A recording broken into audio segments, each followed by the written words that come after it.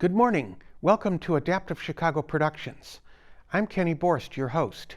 I'm back again with a truly unique show.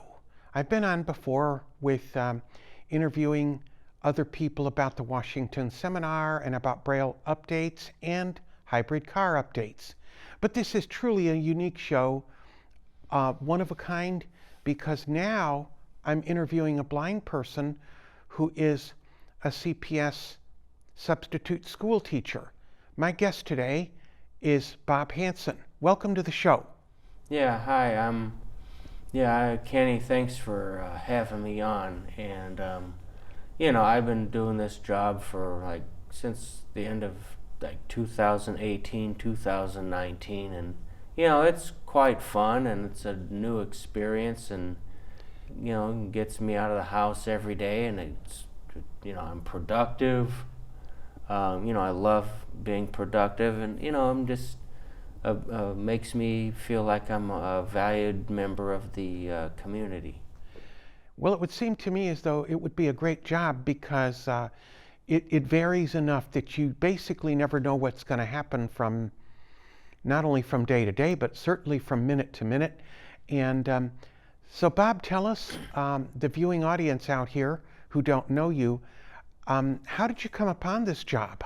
Well, my lady friend gave me the suggestion. She was working as a teacher assistant of some kind in Evanston, and she said that there were people that were doing it up there, and I was just trying to get work, and I was going through a place, and it just wasn't going very well, and so I was real nervous about applying for it, and I figured, well, I would probably get rejected, and I'm used to rejection.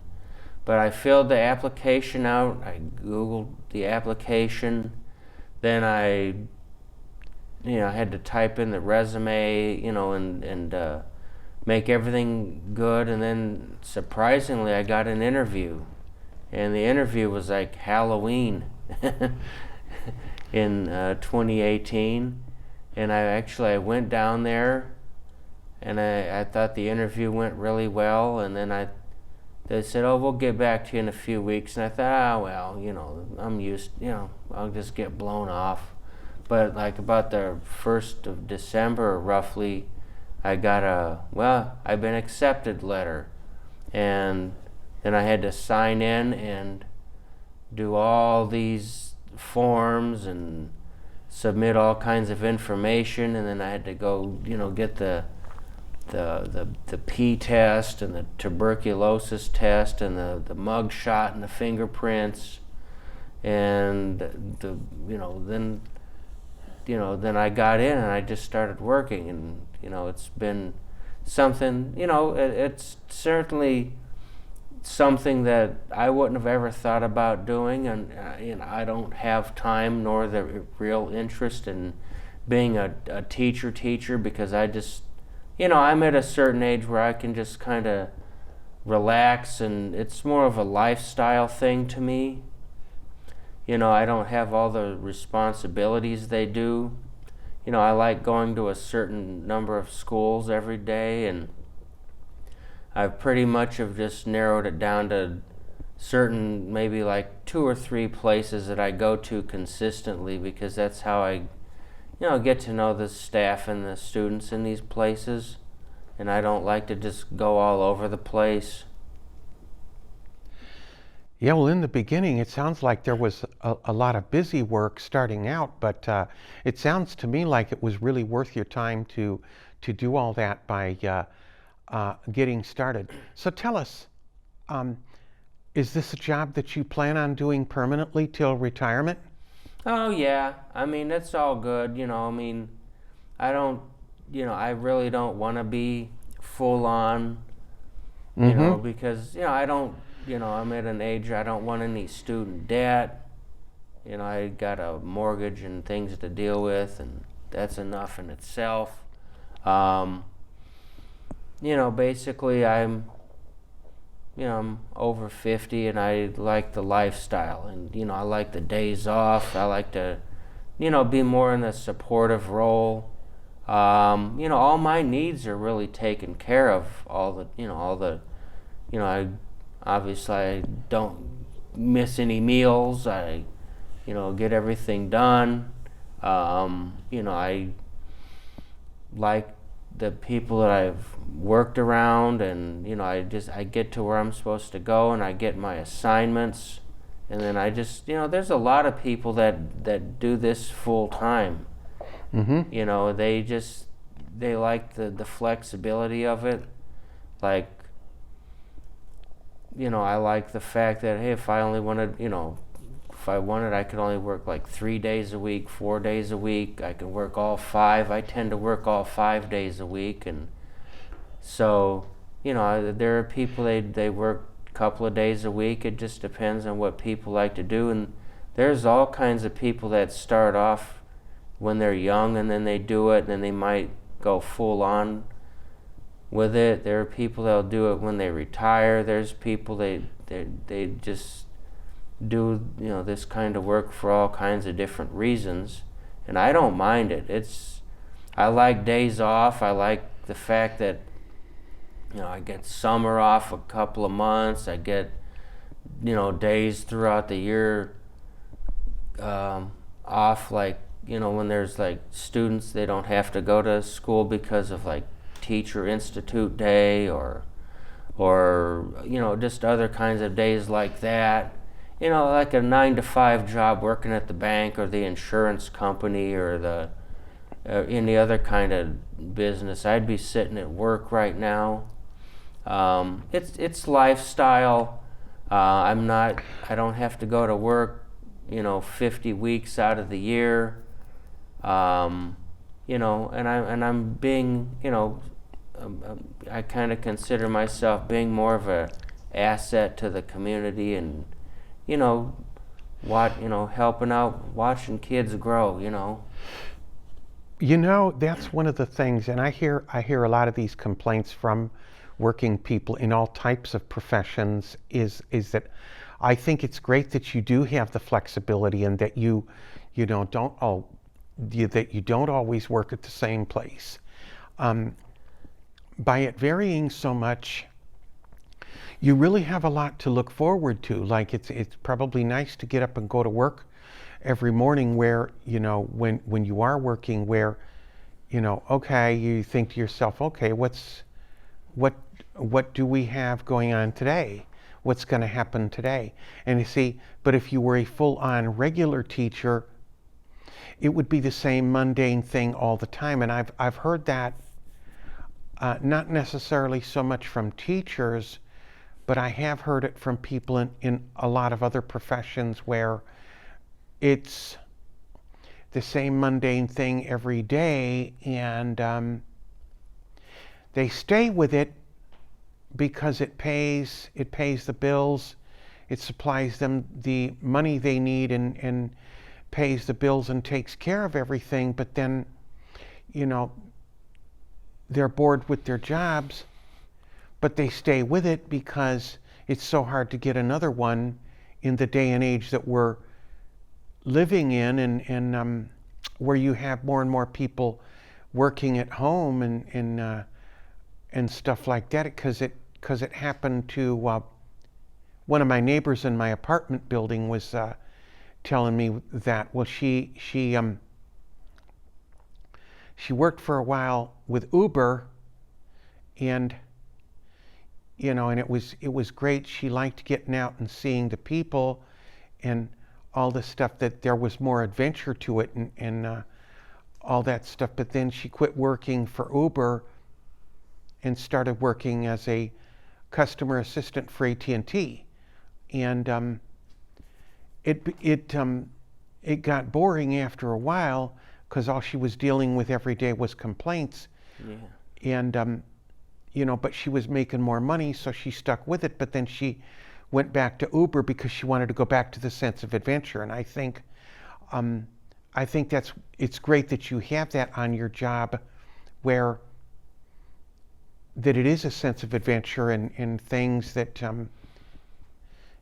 what you will keep doing, and how it's probably also a learning experience, and gets you the chance of dealing with kids, especially since you didn't have kids of your own. That had to be a pretty big challenge. Yeah, So, because I forgot. I remember the first couple days I went into this place called Belmont Craig, and it was near Fullerton and Laramie, kind of like right off Fullerton and Laramie. And I remember I got in there, and it's like, oh, this would be nothing, and it's like, I forgot. You put a room full of about 35 or so kids in a room, and they were fourth graders. They were chatty, talk, and I was supposed to try to read them this. It was around Christmas, like about a week before Christmas time. So I was trying to read them this story, and it's like, they're not listening. And I forgot, that kids chatty, they're yak, they don't pay attention. And I'm thinking, oh God, what did I do? What did I get myself into? Oh, I hope I hope they don't come in and yell at me, because I'm thinking but then I finally, I just read them the story and asked them the questions. I mean, they just, oh, here's your room, Mr. Hansen, room whatever. And, I just kind of was like, here's the room. Okay, we're going to turn you loose in the room. I mean, thankfully, both, the first day I did it, I can't remember everything, but then they just told me, oh, here, sit in this room for a little bit, because I said I was new to this, and, oh, here, go in this room, be with these kids, and it was, I had to kind of just watch, like, the other teacher assistant people that were in there that knew the kids, and then right. So, like, one did come, and I thought, I wonder if they're sending in this person because I'm here, and then I found out that teacher assistant is always in that room, and it's like, oh, to the rescue. And then it's like, I forgot, these kids just get rowdy, and it was a big, huge learning curve. And then the next time I had first graders and second graders, I remember that I went to a school that was like a block from where I was living, which I liked that because, I didn't have to, I could sleep an extra couple hours or something, and then just get over there. And then the next day I had like first graders, and they got cupcakes, and then we watched a movie, and then I just went in and I had high school kids, and I went to Rogers Park and played librarian, and I didn't know that little kids could be so rough on each other. I just forgot about it.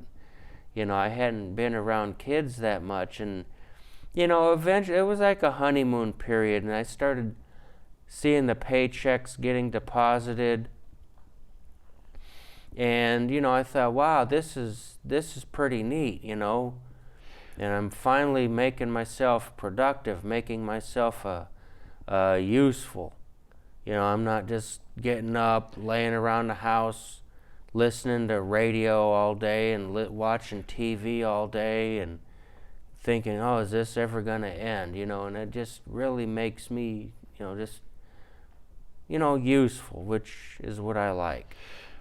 Well, I think some of it could be forgetting, but I also think that sometimes we get called upon to accept the change of times and all that stuff. And what I mean by the change of times, of course, I just turned 70 years old last month, and change of times is still very hard for me because there are times like I grew up at a time where the discipline was a lot stricter. Children were seen, not heard, or and this and that and whatever. And I remember so much of a time where you came into the house and you sat down and you spoke. You would speak when you were spoken to, and that was the end of it. It did not mean you couldn't ask for whatever you wanted when you wanted it. If you were offered something, you said yes please or no thank you, depending on what you wanted or didn't want. But that was the end of it. Or you went out, and if the weather permitted, you went out and played, and you didn't run in and out and keep interrupting the adults. And see, nowadays, I find I've often been ill at ease with children because I will see that, and they will come in and interrupt, and well, that's the politically correct thing to do now. Now stop, drop, and listen to whatever the kid wants. They didn't do that, when I was growing up, and even my mother used to complain about how my father never accepted the change of times. And she said, well, these old people have to learn how to accept the change of times. I said, Mom, he's only 2 years older than you are. Who are you calling old? And when she would say, well, I didn't let the kids go to school today because the weather was too bad. And my father would say, because he came from Minnesota, he'd say, well, come on. I walk 20 miles to and from school every day with snow up past my waist, which I'm not sure how much of that I believe, but that's what he said. It's an embellishment. Yeah, and but that probably is also a hard one. It's probably not politically correct to say to them, hey, sit down, be quiet. Oh, they still do that. We still do that. That's, we have to keep order. And, nowadays the kids all their schoolwork is on the Google Chromebook, and, they log in and do it on there. And, I just go up and down the room asking if everything's all good and everything's okay. And they say, yeah, and do you need any help? And they all say no. It just depends. I'm just glad I'm there for them. And, that's the important thing. Not as much supervision is done as I guess as what it was when we were kids, right? Well, I'm in the room with them. Yeah. And, to me, it's all good. I can't live in the past. Mm-hmm. Oh, that's for sure. I have to be in the present. So it's like, I'm there for them, and the kids keep me young, and I don't mind them. I think some of them are kind of neat, Do you want to know what makes Chicago great at 8? It's me. It's Cooking with Tittle. Bon appetit, let's eat. For more than 20 years, Cooking with Tittle has brought you sizzling eats and titillating treats that you can't beat anywhere else. So tune in to CAN TV 19 this week and every week for Cooking with Tittle and more amazing, unique, and homegrown Chicago programs.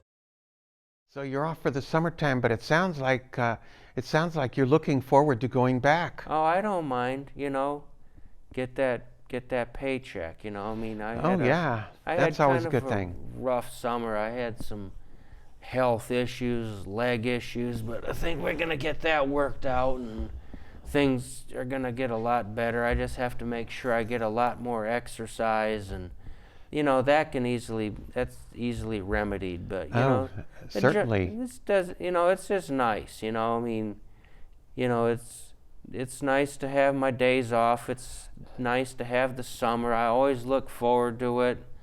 You know, one of the places I was at the end of the year, the final day, the principal came on and played "School's Out" by Alice Cooper. Oh, yeah. And said, "All right, everyone, get out of here at 3:45. This building, we're locking it up in 3 minutes." Mm-hmm. So can you just tell us, and I, as a matter of fact, I just thought of this question. If there was anything, what would you say, Bob, is the hardest part of your job? just trying to keep some of the kids focused, and just I don't know, just hoping that I don't have any, and I pretty much go to places, they all know me, so I don't have any issues anymore, like blindness issues. I remember I went to a place, and one of the principals, I'm not saying where, but one of the Right. principals just said, "Well, we'll let you in here once, but not after," and I didn't even get there and do anything. Right. It's like, you're not doing me any favor.